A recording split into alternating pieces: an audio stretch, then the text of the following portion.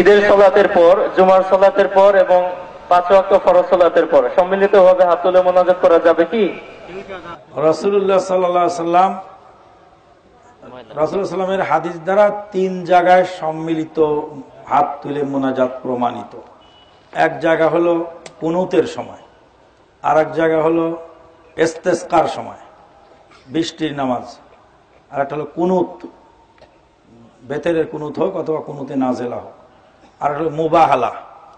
মুবাহালা মানে কারোর সাথে যদি কোনো দ্বন্দ্ব হয় তো মাঠে গিয়ে আওলাদ বুনিয়াদ নিয়ে হাত তুলে দোয়া করবে, আমি যদি মিথ্যাবাদী হই তাহলে আমি যেন ধ্বংস হয়ে যাই, তখন ছেলে মেয়েরা আমিন বলবে। এই 3 জায়গা ছাড়া আর কোনো জায়গায় সম্মিলিত হাত তুলে মোনাজাত করার কোনোই প্রমাণ নাই। এটা চরম অন্যায় কাজ, এটা দলিলবিহীন কাজ, এটা অচিরেই ছেড়ে দেওয়া উচিত।